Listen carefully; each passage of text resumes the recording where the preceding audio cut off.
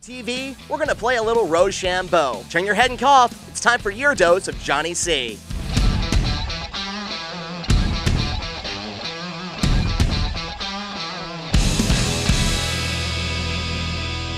Now, don't get me wrong, TV and I go way back to when I watched the Super Bowl with my dad when I was only about a month old, and it's been my favorite babysitter ever since. Bert and Ernie are still my homeboys, but Nickelodeon needs a wake-up call. So TV, it's time for your intervention, which actually brings me to a good transition point.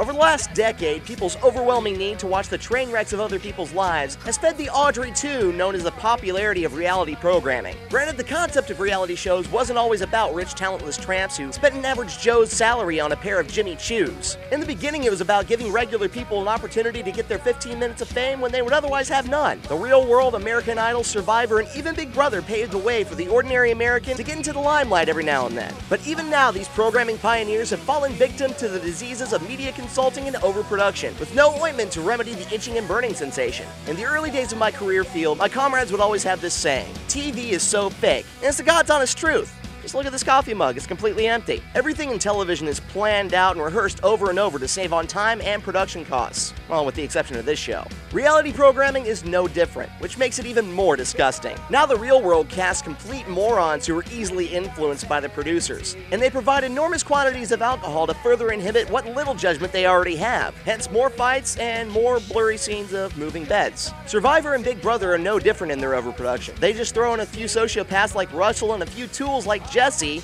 to add to the drama. An American Idol and its remedial cousin America's Got Talent force the hands of the contestants to influence the outcome of what's supposed to be a show decided by the American public.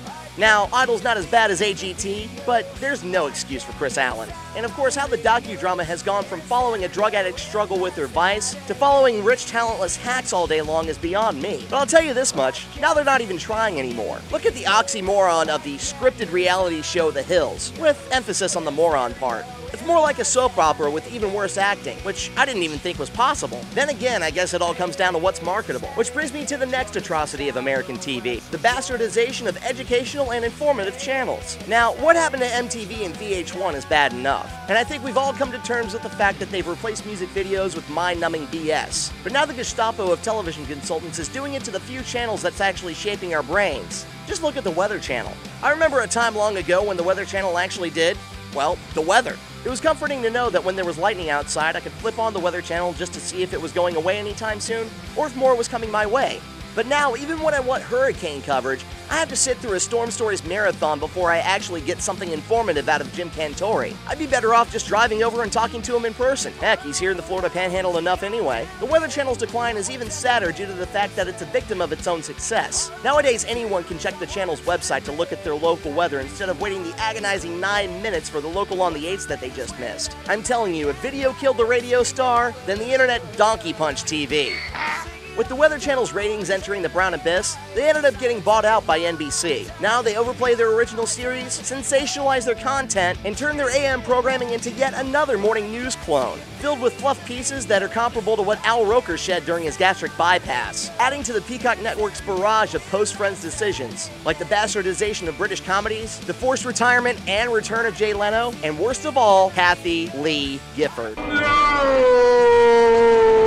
With NBC's Kiss of Death, the Weather Channel's not only going by the way of MTV, but they're following the same all-commentary all-the-time format as CNN, Fox News, and even ESPN in recent years, filling their programming with has-beens and hipster wannabes who think their sphincters of opinions actually smell of Febreze, with Monday Night Football's John Gruden being one of the few exceptions. I like that guy right there. Speaking of football, remember Super Bowl 38? And no, I'm not talking about the Pats winning their second asterisk, although that does seem to be what's covering up Janet Jackson's, well, you know what I'm talking about. Anyway, that one split second of middle-aged nudity warranted a crusade on television content as a whole. Cartoons like Tom and Jerry and the Looney Tunes were taken off of kids' programming because they were considered to be too violent. And long ago are the days when Nickelodeon was actually good. Doug went to Disney, Ren and Stimpy were banned, and the Rugrats got less adventurous altogether. I'll tell you, a part of me died when the slime guys were dried up and the big orange couch was left on the sidewalk. Now, do I blame CBS for what happened? After all, they were the ones who aired the wardrobe malfunction. My answer is absolutely not. not. CBS has always been known for pushing the envelope. From Orson Welles' radio broadcast of War of the Worlds in 1938 to Edward R. Murrow's ponage of Red Scare Senator Joe McCarthy in 1954. In fact, CBS is one of the few survivors of TV's decline, with the #1 drama and comedy on television, and at least 3 of its shows in the top 10 at all times. I guess you could say they have an eye for what's good. In fact, I would have to say that Viacom is television's saving grace, with the Fox network as its slightly overshadowed sidekick, and Cartoon Network's Adult Swim as the helpful butler. Between these 3, we get the Justice League of today's TV.